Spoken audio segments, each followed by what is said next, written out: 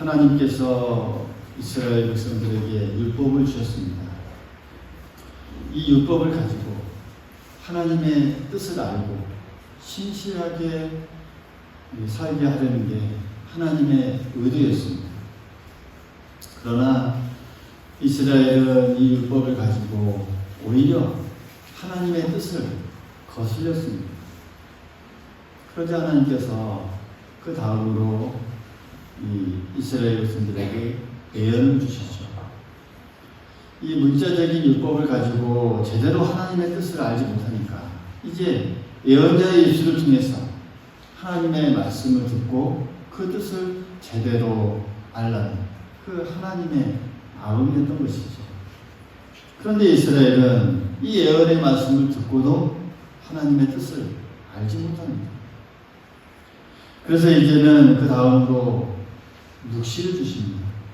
예언을 통해서도 듣지 않으니 이제는 종말론적인 이 마지막 날의 계시를 보여주면서 또 경고하면서 하나님께 이렇게 돌아오도록 하신 것이죠. 그런데 이스라엘은 이 묵시를 보고 들으면서도 하나님께 돌아오지 않습니다.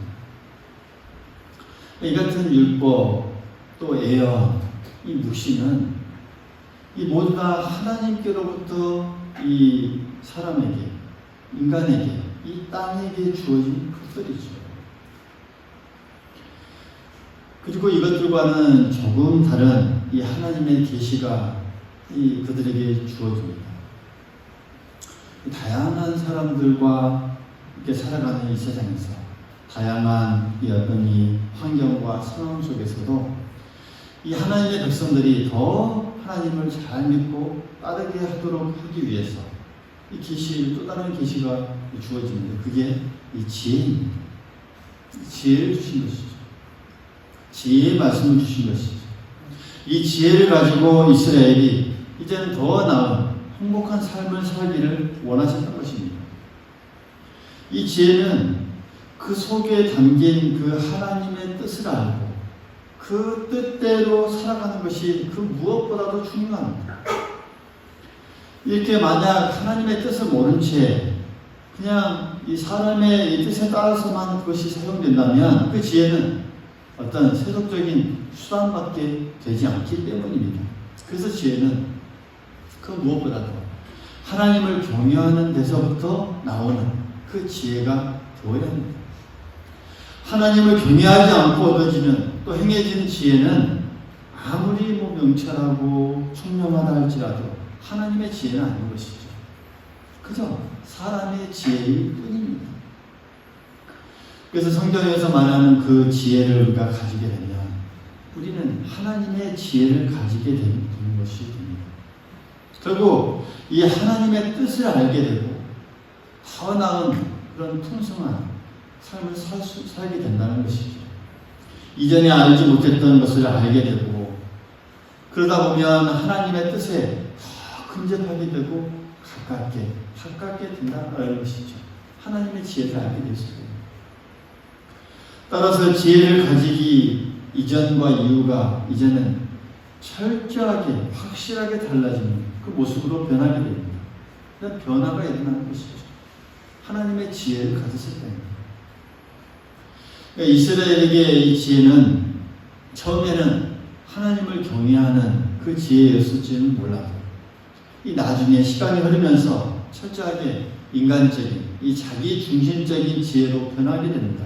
그러다 보니 예수님의 이 당시에까지도 예수님의 시대에까지도 그대로 나타나게 되고 결국 이 예수님을 알아보지도 못한 그 지혜로 전락하게 되고 그토록 기다리던 이 메시아 예수님을 전혀 몰라본 채 이 십자가에 죽이는 그런 이 세속적인 지혜가 되고 말았던 것이죠.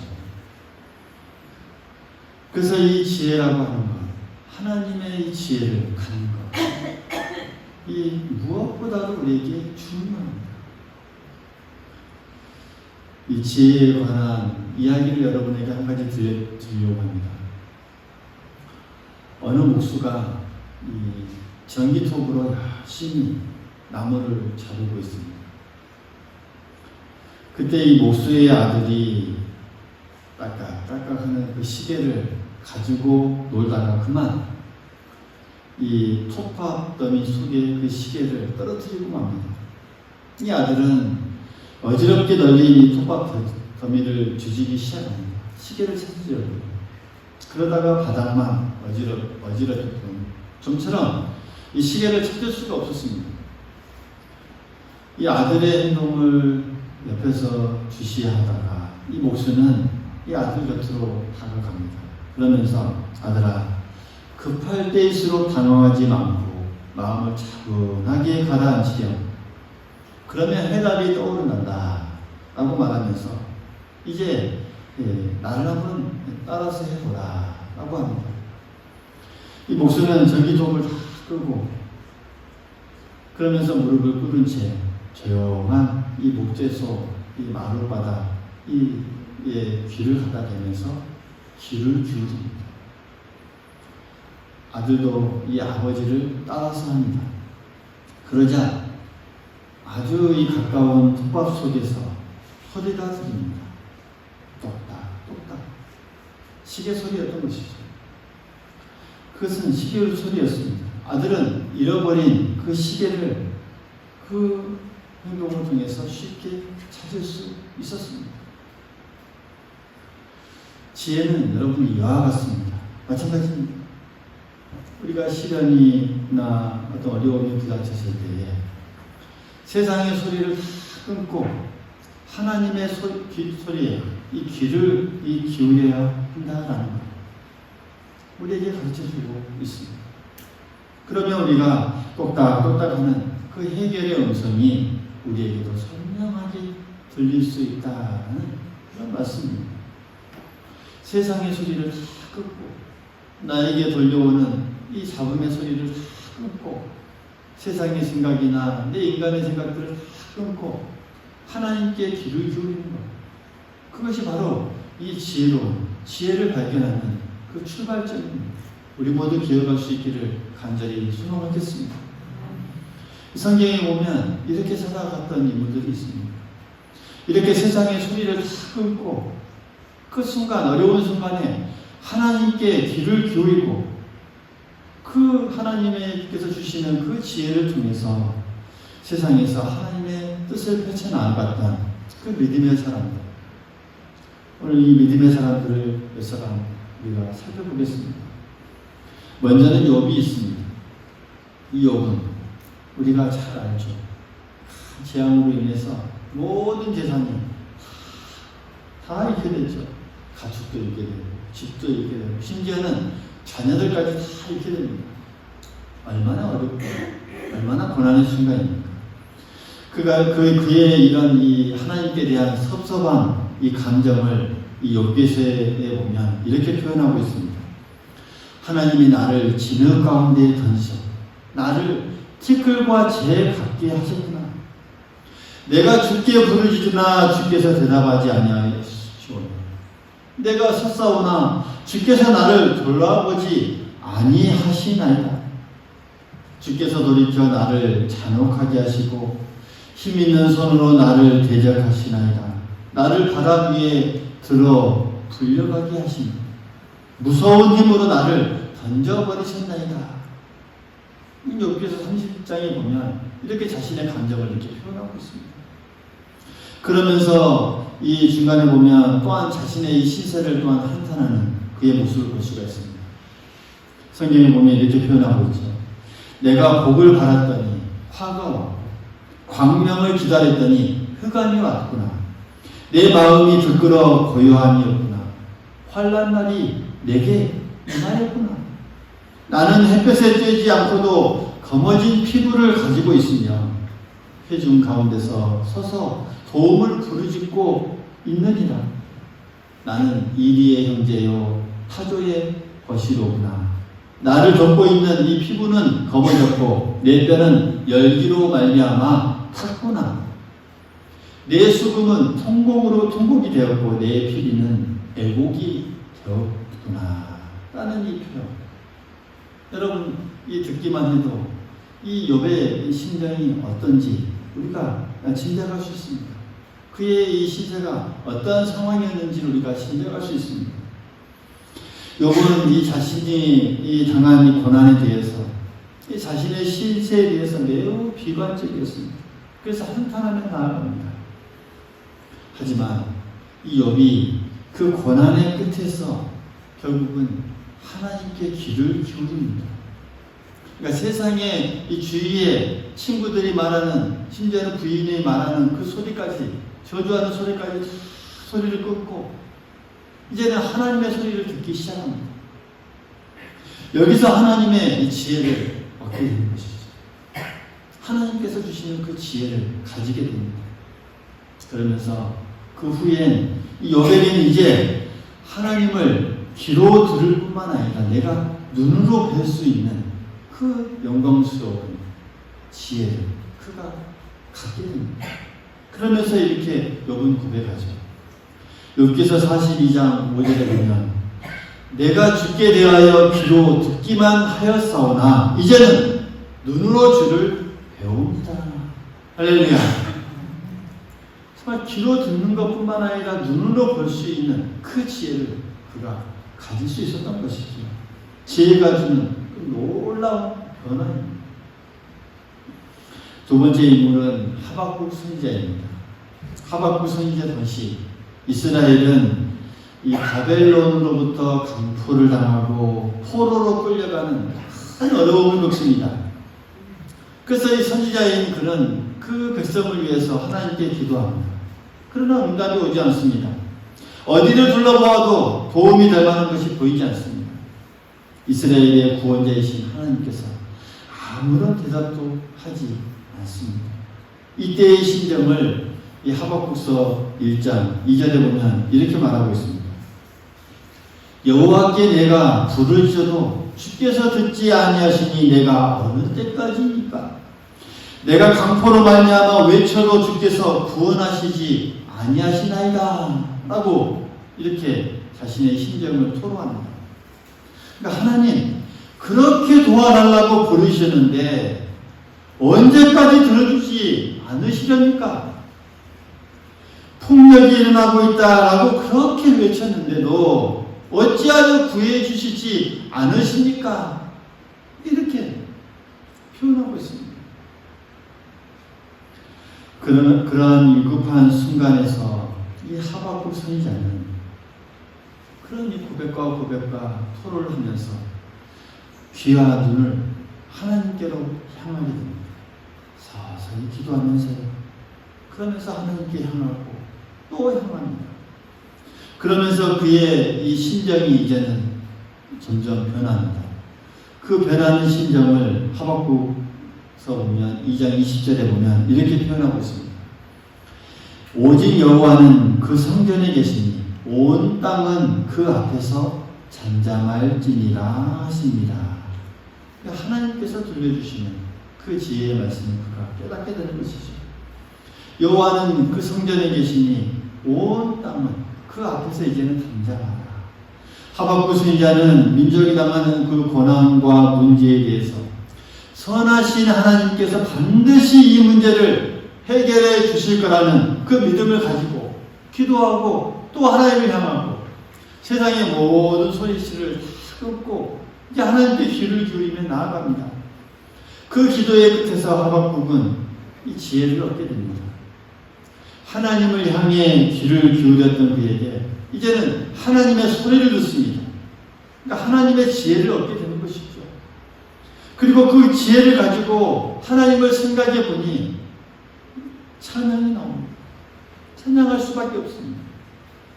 그 찬양이 하박국서 3장 17절에서 나오는 그 찬양이죠. 우리가 잘 아는 내용이죠. 비록 무화과나무가 무성하지 못하며 포도나무에 열매가 없으며 감람나무에 속출이 없으며 밭에 먹을 것이 없으며 우리의 양이 없고 외양간에 소가 없을지라도 나는 여호와로 말미암아 즐거워하며 나의 구원의 하나님으로 말미암아 기뻐하리로다. 할렐루야. 결국 하박국 선지자의 그 입에서 나온 찬양입니다. 마지막으로 베드로입니다. 요한복음 21장에 보면 예수님께서 부활하신 후 제자들과 만나면서 또 이 베드로의 예수님과 베드로의 이 대화가 이어집니다. 12절부터 보면 예수님께서 조반을 준비해 놓고 그 제자들에게 부릅니다. 그것을 먹으라고. 그 제자들은 주님이신 줄 알고 감히 누구냐라고 묻는 자가 없었다라고 성경에 기록하고 있습니다. 그러면서 예수님께서 떡을 가져다가 그들에게 주시면서 생전 생선도 그와 같이 주시면서 또 성경에 보면 예수님께서 죽은 자 가운데서 살아나신 후에 세 번째 제자들에게 나타나신 것이다 라고 요한복음 21장에 그렇게 기록하고 있죠. 그러면서 이제 조반을 다 준비해 놓은 것을 제자들에게 먹으면서 그 조반을 먹은 후에 예수님께서 시몬 베드로에게 다가가서 요한의 아들 시몬아, 내가 이 사람들보다 나를 더 사랑하느냐라고 묻습니다. 그러자 이 요한이 주님 그러합니다. 내가 주님을 사랑하는 줄 주님께서 아십니다 라고 말하자 예수님께서 내 어린 양을 먹이라 라고 말합니다. 두 번째도 마찬가지죠. 요한의 아들 시몬아, 내가 나를 사랑하느냐 하시니 주님 그러합니다. 내가 주님을 사랑하시는 줄 주님께서 아십니다 라고 말씀하시자 내 양을 먹이라 또 말씀합니다. 세 번째 또 이릅니다. 요한의 아들 시몬아, 내가 나를 사랑하느냐. 주님께서 세 번째 내가 나를 사랑하느냐 하심으로 베드로가 근심이 조금 옵니다. 그럼에도 불구하고 대답합니다. 주님 모든 것을 아시오매 내가 주님을 사랑하는 줄 주님께서 아십니다 라고 말하자 예수님께서 이르십니다. 내 양을 먹이라 라고 말씀하시죠. 그러니까 이런 내용들을 우리가 통해서 우리가 깨달을 수 있습니다. 우리가 알다시피 베드로는 매우 자신만만하고 정말 패기가 넘치는 그런 이 제자 중에 한 사람이었습니다. 그래서 자기가 철저하게 어떤 이 수제자, 으뜸, 가장 먼저라는 그 의식을 항상 가지고 있었습니다. 근데 여러분 돌이켜 보십시오. 이 예수님께서 그에게 발을 씻겨 주실 때 그가 예수님의 뜻을 제대로 알 수 있었습니까? 알 수 없었습니다. 십자가의 길을 말씀하시는 그 예수님의 뜻을 제대로 알지도 못했고 결국 예수님을 부인하고 나서야 예수님이 누구인지 제대로 알게 되는 그 지혜를 그가 깨닫게 되죠. 그러면서 세 번째 부활하신 후에 제자들에게 나타나서 이렇게 베드로에게 이렇게 말씀하실 때 이 베드로에게는 확실한 그런 지혜가 있었습니다. 예수님의 뜻을 알고 하나님의 뜻을 아는 그 지혜가 그에게 있었던 것이죠. 그러면서 순교하기까지 그 사랑의 고백을 그의 이 중심에 잊지 않았습니다. 멈추지 않았습니다. 사랑의 표현을 멈추지 않았습니다. 사랑하는 성도 여러분, 이 욥과 하박국과 이 베드로가 가졌던 이 지혜는 이 변화에서 얻어진 지혜였습니다. 자기가 가지고 있던 어떤 이 생각 그대로라고 한다면 이 그들에게 지혜는 결코 얻어질 수 없었습니다. 그러나 자기 자신을 정말 주님께 열어놓았을 때 그들에게 하나님의 지혜가 임하였고 아무리 기도하여도 해결되지 않았던 그 모든 문제가 다 해결될 수 있었던 것입니다. 이것이 바로 삶 속에서 얻어지는 그 지혜입니다. 이런 지혜가 우리 안에도 충만할 수 있기를 간절히 소망하겠습니다. 이런 지혜가 우리가 예수님을 알고 하나님의 뜻을 알고자 늘 갈급하는 것이며 갈급하고 또 갈급할 때 이러한 사람들처럼 욥이나 하박국이나 베드로처럼 우리도 이 땅 속에서 그 지혜를 발견하고 또 발견할 수 있기를 간절히 소망하겠습니다. 범사의 하나님을 인정하면 지혜가 얻어집니다. 스스로 우리가 지혜롭게 여기면 그 지혜는 우리가 결코 얻어질 수 없습니다. 우리 자신의 생각을 버리고 세상의 소리와 잡음을 다 끊어버리고 하나님을 향한 집중, 그 귀를 기울일 때 거기서부터 이 하나님의 지혜가 임하고 우리에게 깨달음을 주심을 우리 모두 기억할 수 있기를 간절히 소망하겠습니다. 사랑하는 성도 여러분, 그래서 우리는 이 지혜를 반드시 얻어야 합니다. 우리가 이 땅에 살아가면서 이 지혜는 꼭 필요합니다.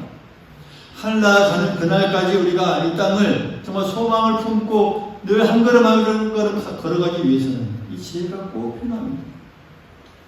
왜냐하면 그 지혜가 생명나무가 되기 때문입니다. 18절에 말씀하고 있죠. 생명나무가 지혜가 됩니다. 이 18절 말씀을 우리 같이 한번 읽어보겠습니다. 18절의 말씀입니다. 시작. 지혜는 그 얻은 자에게 생명나무다. 지혜를 가진 자는 복되도다. 할렐루야. 왜 지혜가 생명나무입니까? 이 지혜가 있어야 율법과 예언과 묵시가 말씀하는 그 생명의 의미를 밝히 깨달을 수 있기 때문입니다. 이 지혜가, 이 생명나무라는 이 말씀은 이 지혜가 생명의 근원이라는 그런 의미와 같습니다. 생명으로 이끄는, 우리를 영원한 생명으로 이끄는 그 근원이 되는 게 바로 이 지혜가 됩니다. 그래서 여기서 이 생명나무라 표현하는 것, 이것은 이 에덴 동산에 있었던 그 생명나무를 말합니다. 그러니까 우리가 참된 지혜를 가지고 있으면 과거에 이 하나님과 동행하던 이 에덴 동산에서 그 잃었던 복, 죄로 말미암아 잃어버렸던 그 복이 이제는 어느 정도 이 땅에서 우리가 누릴 수 있다라는 이것을 의미해주는 그런 말씀입니다. 에덴 동산에 있다는 그 생명나무는 이 아담의 범죄 후에 하나님께서 차단해버린 나무입니다. 이 생명나무 열매를 먹고 영생할 것을 염려하셔서 그 막으셨던 그 하나님께서 이제는 어떻습니까? 이 먹고 영원히 살아도 좋다는 의미, 그것을 주는 것이죠. 그것이 바로 지혜로 주신 것입니다. 이 지혜를 얻으면 우리가 그렇게 생명나무를 다시 한번 얻어먹고 갔다라고 하는 그런 의미의 말씀입니다. 이 지혜는 우리에게 영원한 생명을 주시고 다시 한번 허락된 그 은혜의 생명의 기름을 우리 모두 기억할 수 있기를 간절히 소망하겠습니다. 생명나무를 가로막고 있던 그 하나님의 검이 철수되고 이제는 지혜의 말씀을 받아들이기만 한다면 그것은 사실상 생명나무의 실과를 먹는 것과 같은 동일한 것으로 우리에게 임합니다. 이렇게 됩니다. 이 얼마나 놀라운 배려이고 정말 크신 사랑입니다. 오늘 이 축복, 이 은혜를 우리가 얼마나 소중히 여기고 있습니다. 하나님께서 생명으로 초대하시는 그 길, 하나님께서 베푸시는 그 은혜의 잔치로 인도하는 그 지혜의 말씀을 우리가 얼마나 감사함으로 받아들이고 적극적으로 늘 따르고 있는지 우리가 우리의 이 모습, 우리의 삶을 한번 곰곰이 뒤돌아볼 수 있기를 바라겠습니다. 사망의 음침한 골짜기와 같은 그 이 세상을 살아가는 정말 우리 모두가 있습니다. 그럼 우리 모두가 정말 감사함으로, 감격함으로 이 적극적으로 받아들이고 취하고 따라야 할 그 지혜의 말씀입니다. 할렐루야. 이 말씀 안에서 우리가 깊은 깨달음을 얻을 수 있기를 간절히 소망하겠습니다. 이 지혜의 말씀이 우리를 생명으로 이끈다는 사실을 우리가 기억할 수 있기를 간절히 소망하겠습니다. 우리 모두가 이 지혜의 말씀, 이 하나님의 지혜가 담긴 이 말씀을 매일 적극적으로 받고 취할 수 있기를 간절히 소망하겠습니다. 그래서 우리가 영생의 삶, 참 생명의 삶으로 인도함을 받을 수 있기를 바라겠고 그 길을 통해서 날마다 정말 다 풍성한 은혜로 나아가고 승리로 살아갈 수 있는 우리 모두가 될 수 있기를 간절히 소망하겠습니다.